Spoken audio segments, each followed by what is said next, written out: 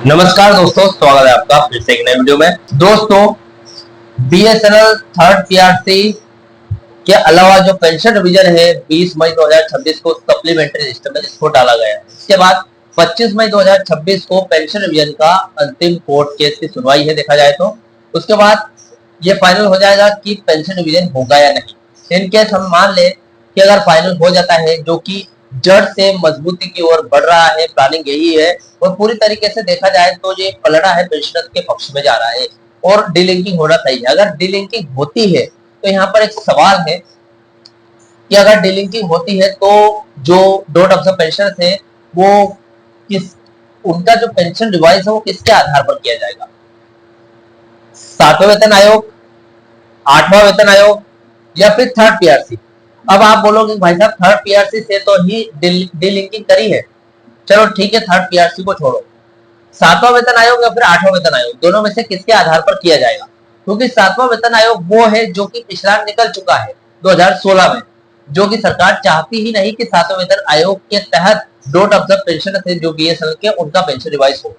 अभी आने वाले टाइम में आठवां वेतन आयोग आ रहा है जिसकी इफेक्टिव डेट 1 जनवरी 2026 है, जो कि निकल चुकी है और सिफारिशें लागू होने में 18 महीने का वक्त लगेगा इफेक्टिव डेट के बाद।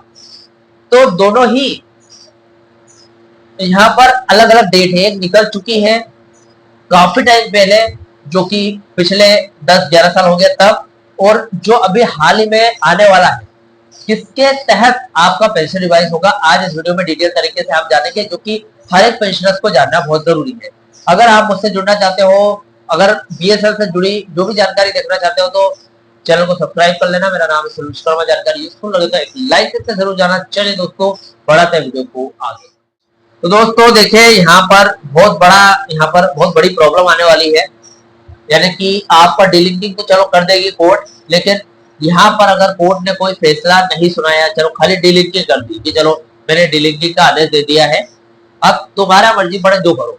डॉट ऑफ द पेंशनर्स का कहना यह रहेगा कि हमारा पेंशन रिवाइज सातवें वेतन आयोग केंद्रीय पेंशनर्स की तरह कर दो, लेकिन सरकार भी तो चाहनी चाहिए, सरकार का फैसला होगा कि किसके आधार पर करेगी। देखिए, आज की सबसे बड़ी हलचल देख लेते हैं 12 मई और 14 मई की कोर्ट रूम की असली सच्चाई, क्योंकि ये कहीं ना कहीं जो मैं यहाँ पर आपको जानकारी देने वाला हूँ उससे अटैच है। देखिए, 12 मई को दिल्ली हाईकोर्ट में सरकारी वकील ने अपनी दलीलें पूरी करते हुए पेंशनर्स के खिलाफ बहुत बड़ा वित्तीय कार्ड यानी फाइनेंशियल कार्ड खेला है। कैसे? देखिए, सरकार का दावा है कि सरकार ने कोर्ट में लिखित रूप से यह आदेश दे दिया है। देखिए, 11 मई की बात है, 11 से 12 मई को जब कोर्ट केस की सुनवाई हुई थी तब सरकार ने कोर्ट को लिखित रूप में दावा किया है। क्या किया भाई साहब?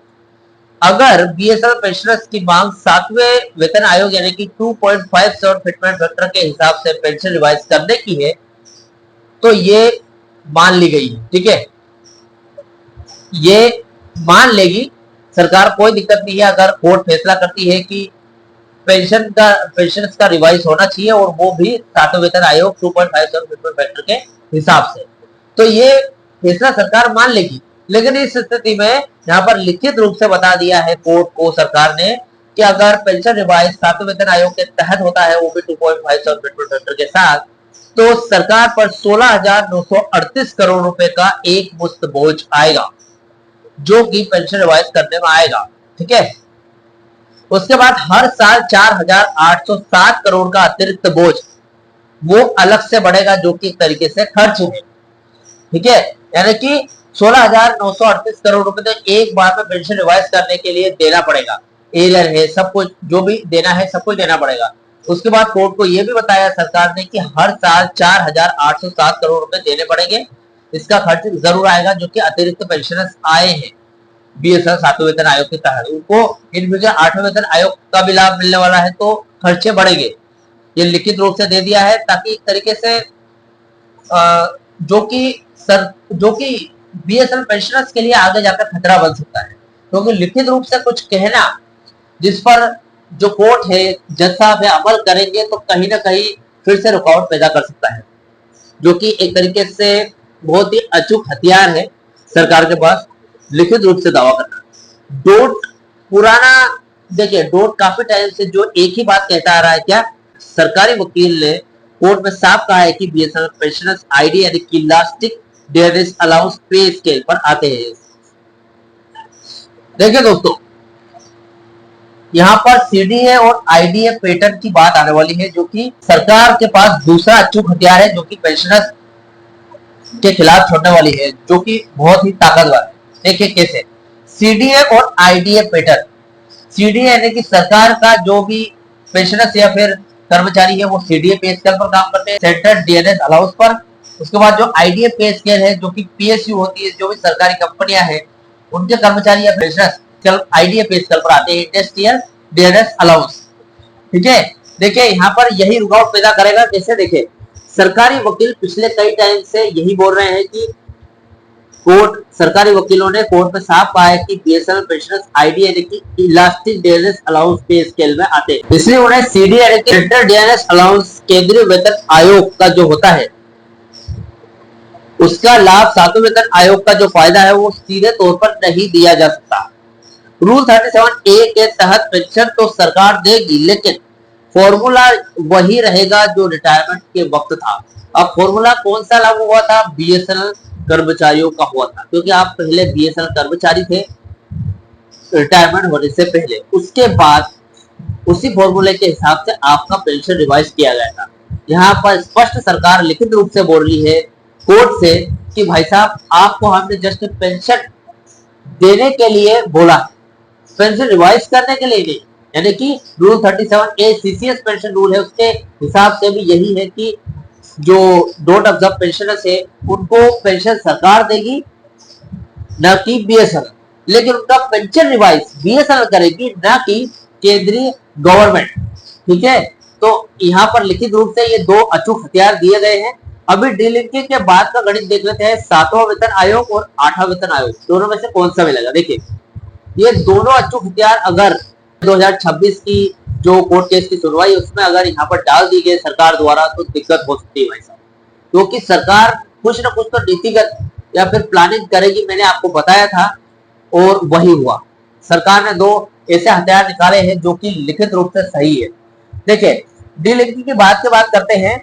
फिलहाल सवाल यह है कि अगर 25 साल के बाद 25 मई के बाद जो कि डीलिंकिंग का फैसला अगर आ गया, वेज डिवीजन से पेंशन डिवीजन को अलग करने का जो फैसला है वो अगर आ जाता है, कोर्ट ये फैसला सुनाता है, ऐसी स्थिति में पेंशनर सातवें वेतन आयोग में जाएंगे या फिर आठवें वेतन आयोग में, ये देख लेते हैं। देखिए यहाँ एक कानूनी पेच फंसेगा जो आपको समझना बहुत जरूरी है। देखिए पहले तो अगर पेंशनर्स कोर्ट केस को जीते हैं, जो सीपीसी आधारित मांग है सातवें वेतन आयोग के तहत, उसके तहत अगर पेंशनर्स कोर्ट को जीतते हैं, अगर दिल्ली हाईकोर्ट पेंशनर्स की मुख्य याचिका को स्वीकार कर लेता है, जिसमें सातवें 7 सीपीसी और जिसमें 7 सीपीसी में फिटमेंट फैक्टर 2.57 फिटमेंट फैक्टर के साथ उसकी मांग है, तो सातवें वेतन आयोग में एंट्री की बात करें तो देखिए पेंशनर्स का रिवीजन सीधे सातवें वेतन आयोग यानी कि 7 सीपीसी के पैमानों के आधार पर 1/1/2016 से कर दिया जाएगा, जो कि केंद्रीय पेंशनर्स का हुआ है। ठीक है, ये हो जाएगा। अगर आठवें वेतन आयोग का देखिए, अभी इससे आठवें वेतन आयोग का क्या कनेक्शन है देख लेते हैं, क्योंकि केंद्र सरकार में अब आठवां वेतन आयोग यानी कि 8 सीपीसी के गठन की प्रक्रिया 2026 में चल रही है। तो भविष्य में जब भी बीएसएनएल का डोंट ऑब्जर्व पेंशनर्स को भी केंद्रीय कर्मचारियों की तरह आठवां वेतन आयोग जो आठवां पेंशन रिवीजन है उसका फायदा जरूर मिलेगा, यानी वर्किंग कर्मचारियों के लिए थर्ड पीआरसी से इनका नाता हमेशा के लिए टूट जाएगा। ठीक है, अभी यहाँ पर एक पेज फंसता है कि जो कोर्ट है पेंशनर्स कोर्ट केस है, उसमें कोर्ट जज साहब जो फैसला लेंगे उसमें अगर जज साहब ने ये बोला कि हम सिर्फ डीलिंकिंग कर देंगे, आप अपने हिसाब से अपनी सरकार के हिसाब से कोर्ट केस कर दो, यानी कि आपका पेंशन रिवाइज कर देगी सरकार आपके हिसाब से, या फिर तो ऐसी स्थिति में क्या होगा? यहाँ पर पेज बहुत ही खतरनाक फंस रहा है, जो कि बहुत जरूरी है। देखिए दोस्तों, अगर कोर्ट सिर्फ डीलिंकिंग का आदेश देता है आईडीए आधारित रिवीजन के हिसाब से, यानी कि वो ये नहीं बोल रहा है कि आप सातवें वेतन आयोग में जाएंगे या फिर थर्ड पीआरसी के आधार पर आपका पेंशन रिवाइज किया जाएगा। अगर कोर्ट कहता है कि पेंशनर्स को वेज रिवीजन से अलग डीलिंकिंग करो, लेकिन इन्हें वेतन आयोग सीपीसी में नहीं बल्कि थर्ड पीआरसी आईडीए स्केल, जो कि अभी मैंने आपको दो हथियार बताए पेंशन रिवाइज करने के लिए जो सरकार है अपनी तरफ से जो हथियार छोड़ रही है, एक तो सीडीए आईडीए पे स्केल का पेज फंस रहा है यहाँ पर, और एक हजारों करोड़ का वित्तीय बोझ कंपनी यानी कि सरकार पर पड़ेगा, उसका हवाला दे रही सरकार। लेकिन इन्हें वेतन आयोग सीपीसी में नहीं बल्कि थर्ड पीआरसी आईडीए पे स्केल के हिसाब से ही पेंशन दे दो, तब गणित थोड़ा सा बदल जाएगा। क्योंकि देखिए यहाँ पर आईडीए और सीडीए की बात आती है तो कोर्ट कुछ ना कुछ सोच कर फैसला लेगी। अब अगर कोर्ट ने आईडीए पे स्केल पर आपका पेंशन रिवाइज करने को कहा तो आपका पेंशन रिवाइज थर्ड पीआरसी के हिसाब से होगा, न कि सातवें वेतन आयोग के हिसाब से। ठीक है, थर्ड पीआरसी 1/1/2017 से इस स्थिति में पेंशनर्स को सातवें वेतन आयोग 7 सीपीसी का फायदा बिल्कुल भी नहीं मिलेगा। उन्हें थर्ड पीआरसी के तहत 15 या फिर 5% फिटमेंट बेनिफिट के साथ आईडीए स्केल पे ही आपकी पेंशन रिवाइज कर दी जाएगी। वेतन आयोग से दूरी हो जाएगी पूरी तरीके से। कैसे? इस स्थिति में पेंशनर्स न तो सातवें वेतन आयोग के माने जाएंगे और न ही इन फ्यूचर 8वां वेतन जब भी आयोग आएगा उसमें हिस्सा ले पाएंगे। उनका अगला रिवीजन तभी होगा जब फोर्थ पीआरसी आएगा। तो सिर्फ डीलिंकिंग का पेज नहीं फंसता है यहाँ पर कि पेंशन रिवीजन हो जाएगा तो डीलिंकिंग के बाद जो मामला है सुलझ जाएगा, फिर आपका पेंशन रिवाइज हो जाएगा। मामला अभी भी फंसा रहेगा। जब पेंशनर्स के पक्ष में फैसला चला जाएगा उसके बाद भी मामला फंसा का फंसा रहेगा। आपका पेंशन रिवाइज किस आधार पर होगा, दिक्कत वो है। अभी 20 मई की प्रोटेस्ट चेन के अंदरूनी प्लानिंग की बात कर लेते हैं। यूनियन 15 मई को सीएमडी रवि ए रॉबर्ट जेरार्ड को एक लेटर सौंपा गया था कि जैसे कि मैंने अभी अपडेट में आपको बताया, उसके बाद 20 मई का आंदोलन आर पार का हो गया। प्लानिंग यह है कि 20 मई को लंच और प्रदर्शन में पूरे देश के हर एक एक्सचेंज के बाहर कर्मचारी प्रोटेस्ट चेन करेंगे, यानी कि एक मानव श्रृंखला बनाएंगे।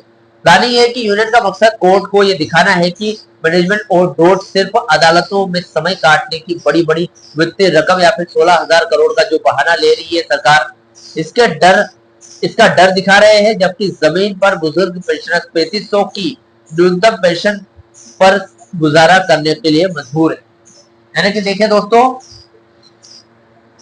अभी पॉजिटिव हक आपके हक में आएगा या नहीं, पॉजिटिव फैसला, ये बात की बात है। लेकिन अगर पेंशन रिवीजन हुआ तो भी इसके बाद बहुत ज्यादा रुकावटें हैं। ऐसा नहीं कि पेंशन रिवीजन हो जाने के बाद रास्ता साफ हो जाएगा, बहुत ज्यादा रुकावटें हैं।